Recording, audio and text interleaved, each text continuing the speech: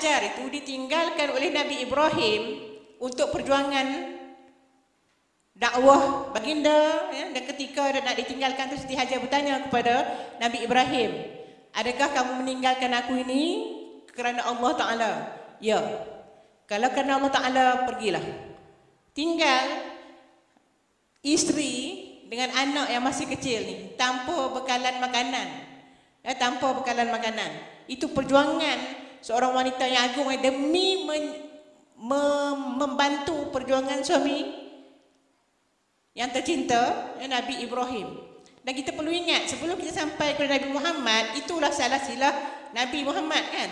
Ya, daripada Nabi Adam turun-turun kepada Nabi Ibrahim, kemudian Nabi Ismail semuanya, sampailah kepada Nabi Muhammad. Jadi bagi saya, kalau kita ingin menyebut Ummahatul Mukminin, sedikit sebanyak kita perlu menjejak balik sejarah perjuangan nabi-nabi sebelum sampai kepada Nabi Muhammad sallallahu alaihi wasallam. Ya. Siti Hajar ditinggalkan di padang pasir dengan anak semuanya, ya. Jadi saya sebut tu berapa? Ya, kalau ditakdirkan ada di antara kita yang menjadi ibu tunggal atau ibu tinggal, ambillah semangat Siti Hajar. Ambillah semangat Siti Hajar untuk menguatkan langkah kita, untuk meneruskan perjuangan hidup kita. Ya? Nabi Yaqub kata apa dalam Quran, ya? Nabi Yaqub, ada kisah Nabi Yaqub, kan, dia kata apa? Fasabrun jamilun.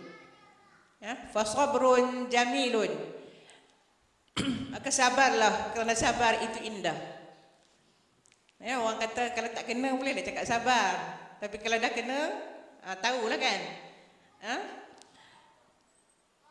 InsyaAllah, ya, kita mohon kesabaran daripada Allah Subhanahu Wa Taala kepada mereka yang mengalami masalah-masalah ini, ya. Ikut apa yang Allah Subhanahu Wa Taala katakan dalam Al-Quran, fasta'inu bis-sabri was-salah. Mintalah pertolongan dengan dua perkara. Fasta'inu bis-sabri was-salah, Allah sebut. Kalau ingin meminta pertolongan daripada Allah, yang pertamanya sabar, as-sabri, keduanya solat. Dua solat. Ya, sabar pun mula dengan solat, solat pun mula dengan solat. Ya, as-sabru was-salat. Bila kita ingin mohon pertolongan daripada Allah Subhanahu Wa Taala, maka berdoalah. Berdoa itu bukan setakat berdoa biasa, tetapi dengan solat. Dan dengan solat itu sebenarnya ibu-ibu, kakak-kakak, adik-adik, ya, bukan setakat sembahyang yang 5 waktu itu sahaja. Ya?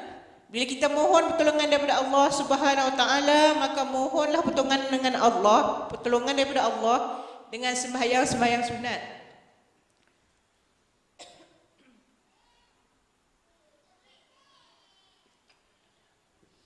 Ya, dengan sembahyang-sembahyang sunat, contohnya apa? Tahajud. Baca Allah katakan dalam Quran, fatahajjad bihi nafilatan lak. Maka bertahajudlah kamu, ya, dirikanlah sembahyang sunat. Ya. Saya sangat faham, ya. Adik-adik yang muda ni mungkin tak alami lagi masalah ni. Ibu-ibu, nenek-nenek saya faham, ya. Letih bekerja waktu siang, balik uruskan pula rumah, uruskan anak-anak. Bila malam tu, orang kata apa, tenaga tu macam bateri handphonenya dah tinggal 1 bar. Nak kena charge balik. Charge tu waktu tidur lah, kan. Itulah waktu rehat kita, kan. Betul, kan. Tetapi sebenarnya 2/3 malam, ya, kalau kita bangun, ya, kalau kita tak boleh buat sembahyang tahajud macam Nabi-Nabi buat, ya, yang berpuluh-puluh rakaat, berbelah-belah rakaat, cukuplah kalau kita buat tahajud 2 rakaat, witir 3 rakaat, 2 dan 1, kan. Kalau kita boleh dengan itu amalan kita harian, itulah sebenarnya penenang jiwa kita. Penenang jiwa, yakinlah. Dan kalau waktu siang dia, ya, sembahyang duha. Sembahyang duha, ya, orang selalu mengatakan kalau orang sembahyang duha ini rezeki dia akan dimurahkan. Tak, ini sunat duha ini bukan semata untuk minta rezeki murah, ya. Tetapi sebagai tanda syukur kita kepada Allah SWT. Sebab apa? Rezeki kita yang pertama, setiap kali kita bangun tidur, kita bernafas, kita masih hidup, kita masih diberi peluang meneruskan hidup kita, kan. Jadi itulah sebenarnya satu nikmat lagi yang diberikan kepada kita. Kita masih diberi peluang untuk hidup. Bila kita diberi peluang untuk hidup, kita diberi peluang untuk menambah amal kebaikan kita, ibadah kita dan sebagainya. Jadi dirikanlah sembahyang duha. Yang digalakkan 8 rakaat. Tetapi dalam keadaan kita sekarang ni, berebut pergi sana, berebut pergi sini, buat itu, buat ini, saya rasa lah kalau dapat buat 2 rakaat constantly setiap hari istiqamah, setiap hari 2 rakaat duha itu pun cukup lah. Dan pada orang yang selalu buat duha ni, dia akan terasa kemanisan sembahyang duha tu, yakinlah. Tapi buat tu orang kata betul-betul lillahi ta'ala, bukan sebab aku nak bagi rezeki murah ke apa ke tak. Rezeki murah itu cuma satu side effect, satu sampingan, kesan sampingan apabila kita melakukan sunat duha. Tetapi sunat duha itu sebenarnya adalah sebagai satu tanda kesyukuran kita kepada Allah Subhanahu Wa Taala. Itu sembahyang.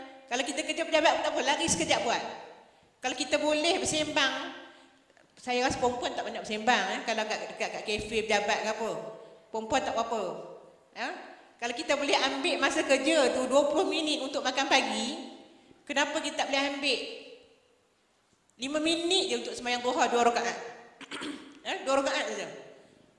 Dan lepas tu sambunglah balik kerja kita. Dan bila malam tu semua tu, itu kita sambungkan balik hubungan kita dengan Allah SWT tu dengan sembahyang tahajud dan witir. Itu okey. Takut ni, saya pesan ke orang suruh buat tahajud, takut saya sendiri tak terbuat. Itulah kata, kalau tak boleh buat banyak, sikit-sikit pun cukup. Kita buat. Jangan kita tinggalkan langsung. Yang penting kita buat dan kita istiqamah ataupun berterusan amalan sunat tersebut. Okey. Siapa lagi wanita-wanita hebat sebelum zaman Rasulullah? Itu antara 2 wanita yang paling hebat. Dan kalau kita lihat kepada sejarah Rasulullah sallallahu alaihi wasallam, kalau lelaki hari ini dia cuma boleh berkahwin paling banyak 4 kan?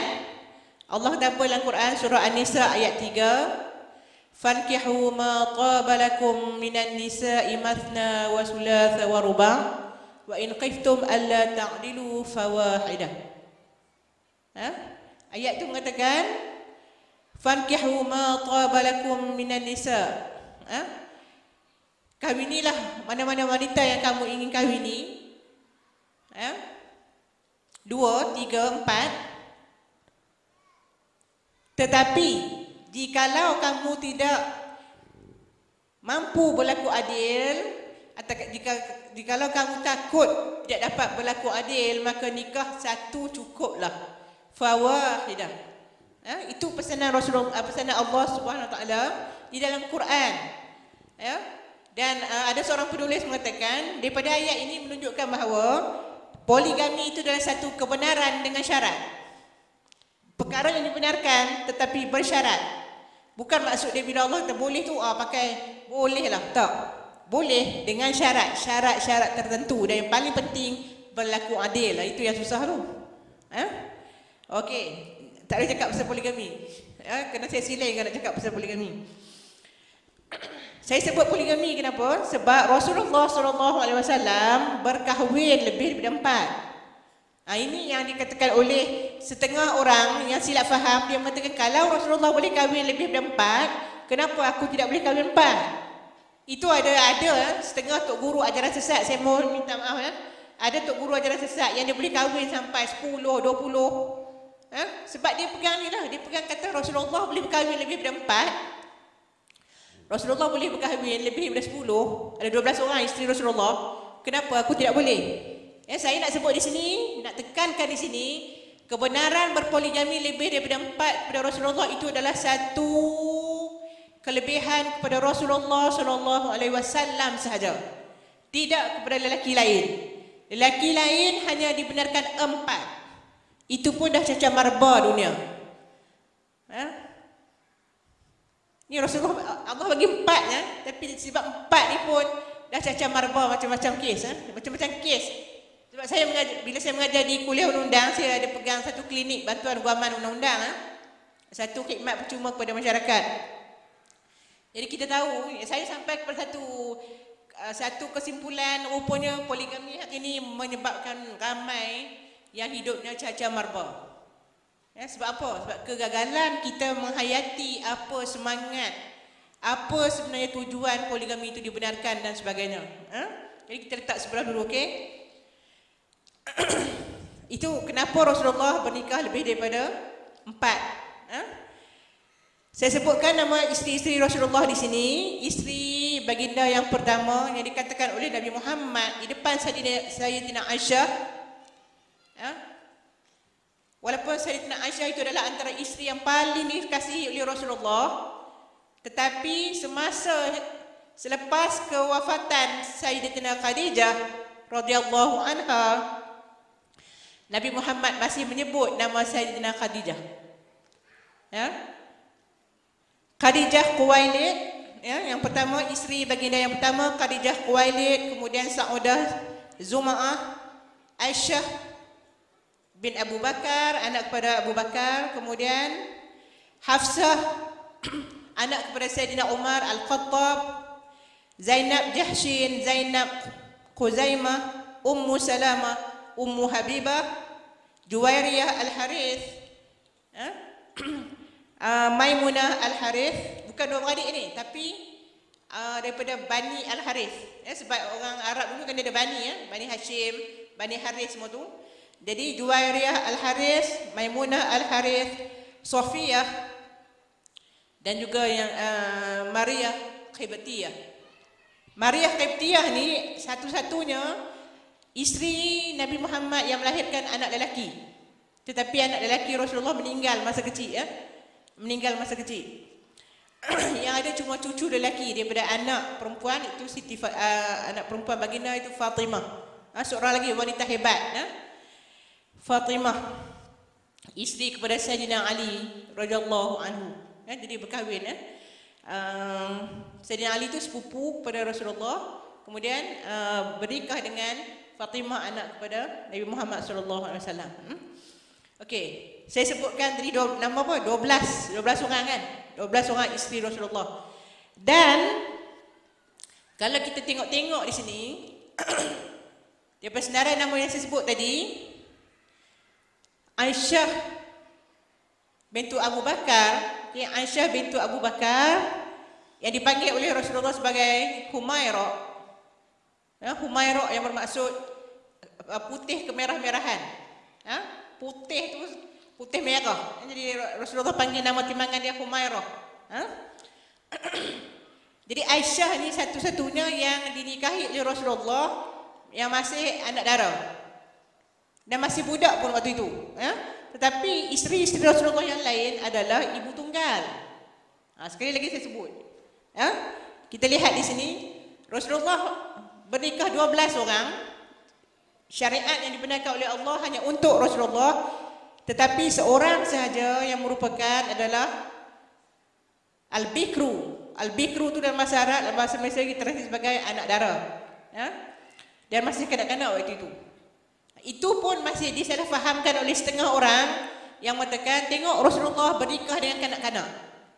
Sedangkan kita lupa 10 tahun budak Melayu tak sama dengan 10 tahun orang Arab. 10 tahun orang Eropah tak macam 10 tahun budak kita. 10 tahun Eropah tu macam budak sekolah menengah. Sama juga dengan orang Arab, badan dia besar. Kan umur 10 tahun. Tapi dia punya perkembangan fizikal lebih cepat, proses matang dan sebagainya. Dan kita perlu ingat Rasulullah SAW bernikah dengan Sayyidina Aisyah memang masa 9 tahun. Tetapi bersama dengan Sayyidina Aisyah ni hanya selepas Aisyah mencapai umur baligh. Kalau kita tengok satu kes yang berlaku 2 tahun lepas, seorang lelaki nak bernikah dengan budak 10 tahun. Budak 10 tahun kita, apa dia tahu? Anak kita 10 tahun, cucu kita 10 tahun hari ini, apa yang dia tahu? Tak tahu apa-apa. Bagi dia dunia budak-budak je. Tapi Sayyidina Aisyah yang dinikahi oleh Rasulullah ketika kanak-kanak memang 9 tahun masa tu, tetapi tidak bersama Rasulullah. Dia tinggal dengan ayah dia Saidina Abu Bakar tu sehingga dia balik.